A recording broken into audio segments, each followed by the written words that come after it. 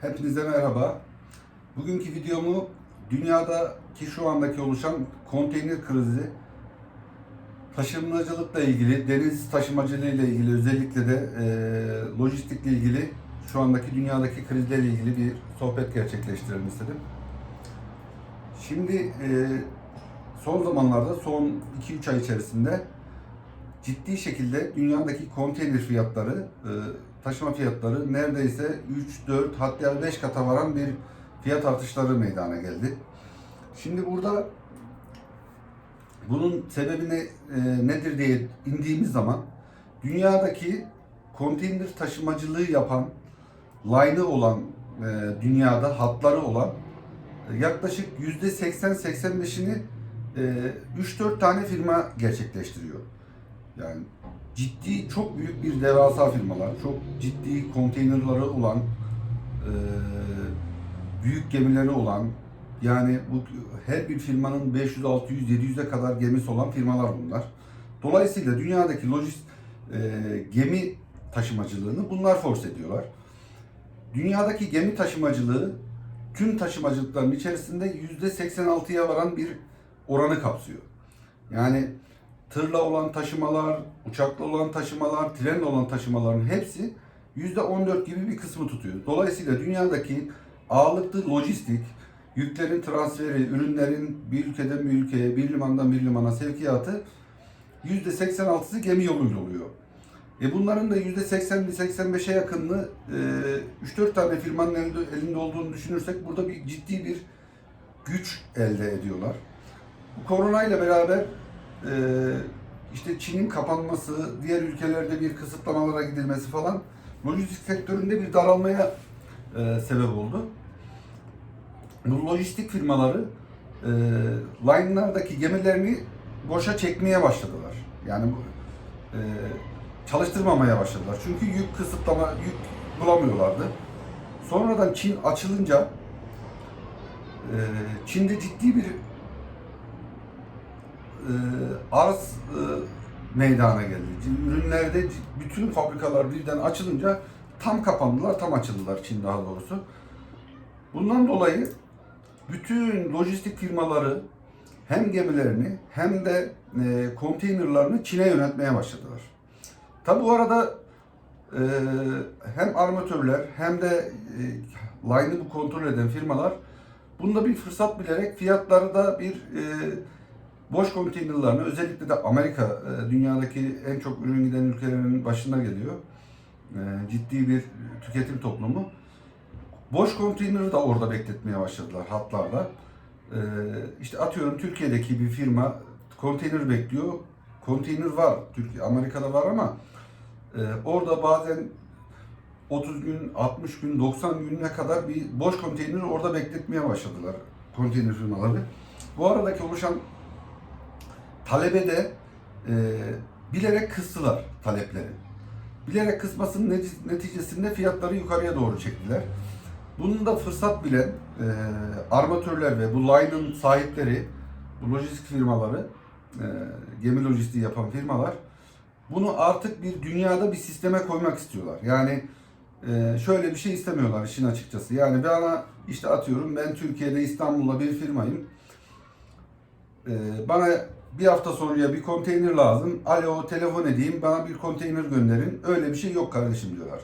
Bu işi yapacak insanlar bizden bazen 3 aylık, bazen 6 aylık, bazen 1 yıllık programlar dahilinde ne kadar konteyner alacağını taahhüt edip belli sözleşmeler, belli bedeller karşılığında anlaşmalar yapacak. Bizim gemilerimiz bundan sonra böyle işte beklemeye kalıp yük bekleyip milletin keyfine göre yük taşıma işliği yapmayacağız diyorlar. Yani dedikleri şu: biz sizin babanızız, biz ne dersek o olur modunda bir dünya bundan sonra bekliyor lojistikle alakalı. Çünkü geminin başka bir alternatifi de yok. Çin bir taraftan dünyada kendi kapsama alanında olan ülkelerde, özellikle Amerika haricindeki Güney Amerika'da, Brezilya'da, Arjantin'de, Şili'de limanlar almaya başladılar. Ondan sonra bankalar kurmaya başladılar. Çünkü bir yere bir hizmet götüreceğin zaman, bir ürün götüreceğin zaman, bir üretim götüreceğin zaman bunun finans ayağını da götürmen lazım. Ondan sonra bankalar alıyorlar, limanlar kuruyorlar. Asya'da, Afrika'da, kara kıtada dediğimiz Afrika'da ciddi limanlar yapıyorlar. Ciddi limanlar satın aldılar. Çoğu limanı öncesinde Çin bankalar üzerinden borçlandırdılar. Sonra limanları borcunu ödemeyen liman sahiplerinin ellerinden aldılar. Pekin'den şu anda Pekin'den çıkan liman tren İpek Yolu dediğimiz Londra'ya kadar tren hattı kurdular. Bir taraftan İpek Yolu'nun karayolu bağlantılarını, tır bağlantılarını kuruyorlar. Asya'daki bütün limanları teker teker Çin kendi eline geçirmeye başladı.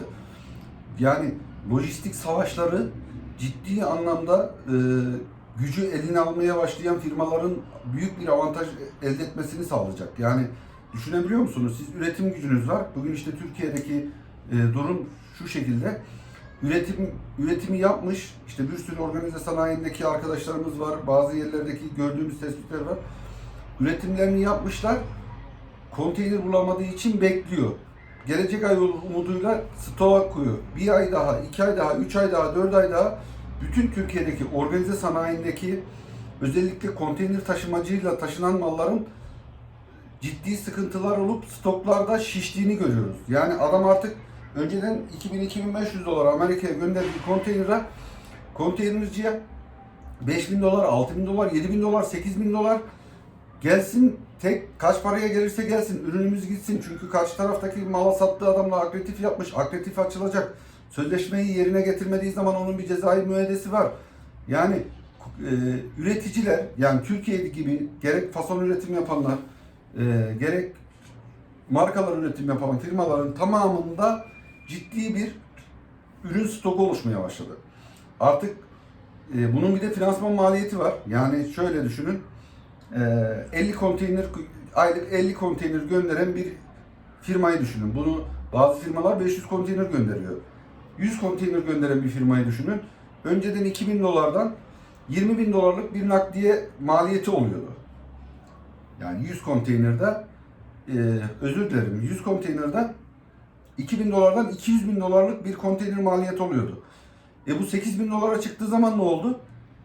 800.000 dolarlık bir konteyner maliyeti olmaya başladı. Yani burada ciddi finansman sıkıntıları da başlıyor. Tabii bu üreticilerin daha başka sıkıntıları da var. Ham madde tedarikleriyle ilgili bu finansman bazıları 2'ye 3'e katladı. İşte lojistikte 3'e 4'e katladı, bilmem ne oldu. Dolayısıyla burada lojistiği elinde bulunduran, limanları elinde bulunduran, gemileri elinde bulunduran ülkeler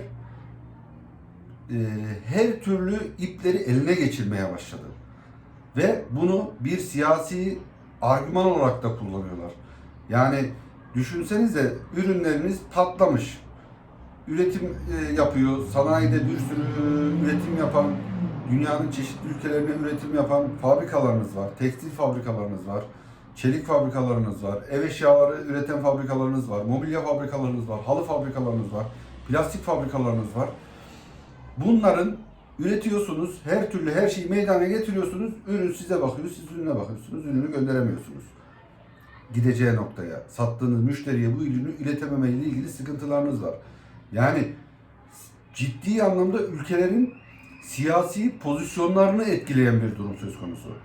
Yani lojistik kanallarını dünya tarihinde de geçmişte de lojistik kanallarını iyi kullanan, lojistik kanallarını elinde tutan, lojistik işte gemi hatlarının elinde tutan, işte bugün geçen günlerde Süveyş kanalında olduğu gibi bir geminin kapatmasının dünyadaki işte bir sürü firmaya milyarlarca dolar zarar açtığını gördünüz. Yani düşünsenize, veya işte İstanbul Boğazı, sadece Karadeniz'de 6-7 tane ülkeye hitap etmesine rağmen İstanbul Boğazları'nın önemi keza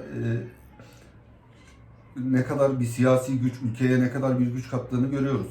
Dolayısıyla lojistik deyip geçmemek gerekiyor. Lojistik ciddi anlamda ülkelerin ticaretine, siyasetine, ekonomisine ciddi etkisi olan, insanların hayatlarına, insanların sosyal yaşamlarına ciddi etkisi olan bir sektör, zincirleme bir sektör.